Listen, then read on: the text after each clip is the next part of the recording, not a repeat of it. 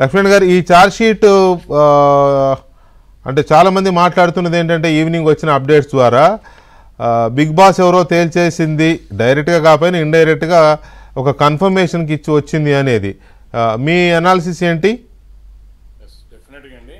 ఇప్పుడు ఎవరైతే వాసుదేవ్ రెడ్డి గారు ఎవరైతే ఉన్నారో ముద్దాయిగా, అతను చేసే ఉద్యోగం నుంచి డిప్యుటేషన్ మీద ఈ రాష్ట్రానికి అతనికి హోదా కల్పించడానికి ఎక్కడి నుంచి కరస్పాండింగ్ జరిగిందంటే అంతా సీఎం ఫేసీలో నుంచి జరిగింది. సీఎం కోరిక మీద జరిగింది. CM is to appointment that person అని చెప్పి టోటల్ కరస్పాండెన్స్ కూడా మేడ్ అవుట్ అయింది.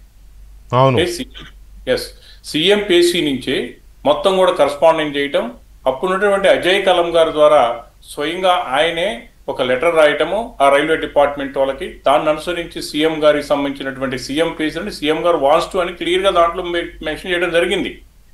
డెఫినెట్గా దీన్ని చూసినట్టయితే డెఫినెట్గా సీఎం గారికి సంబంధించి అది ప్రీ ప్లాన్డ్ ప్రీ డిజైన్ అనేటటువంటి వాస్తవం అనేది బయటపడతా ఉంది. మరి పోయినసారి 16 మంది మీద ఛార్జ్ షీట్ వేశారు, ఇప్పుడు మళ్ళీ 3 మీద ఛార్జ్ షీట్ వేయడం జరిగింది. మొత్తం 19 మంది మీద ఇప్పటి వరకు ఛార్జ్ షీట్ ఫైల్ చేయడం జరిగింది. సుమారుగా 250 మందిని విట్నెస్లు ఎగ్జామిన్ చేశారు. మీకు తెలుసు ఎలక్ట్రానిక్ ఎవిడెన్స్ అంతా కూడా అన్ని రూపంలో కూడా కలెక్ట్ చేశారు. గూగుల్ టేక్అవుట్ అనే దీంట్లో ప్రధానంగా మెయిన్ రోల్ వహించిన దాంట్లో మాత్రం సందేహం లేదు. దీనికి సంబంధించి సిట్టు వారు చేసిన టెక్నికల్గా వాళ్ళు రాగిచ్చినటువంటి ఎవిడెన్స్ ఏదైతుందో, కీలకంగా ఏది చేయాలో చేసిందో దాని వల్ల మనం పూర్తి స్థాయిలో అభినందించాల్సిందే. అయితే ఇక్కడ ప్రధానంగా ఇప్పుడు దాకా మీరు ఎక్స్ప్లెయిన్ చేశారు.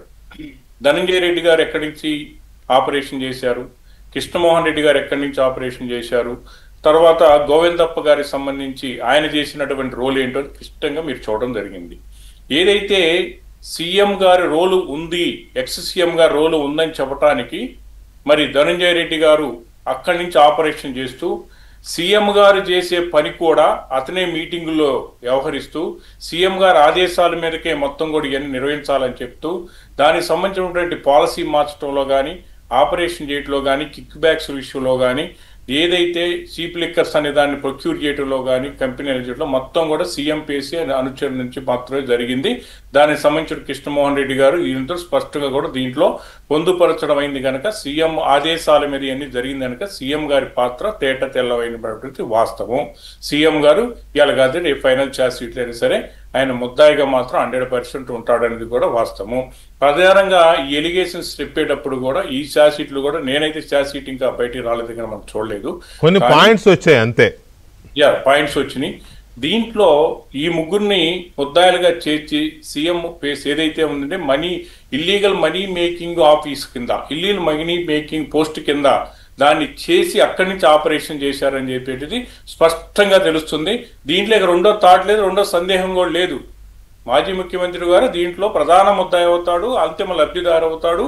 దీనికి సంబంధించినటువంటి ఆయన ఎలక్షన్ ఫండ్స్ కూడా ఇదే డబ్బును ఉపయోగించారు కనుక అప్పుడే కూడా ముద్దాయిగా చేయొచ్చు అతన్ని.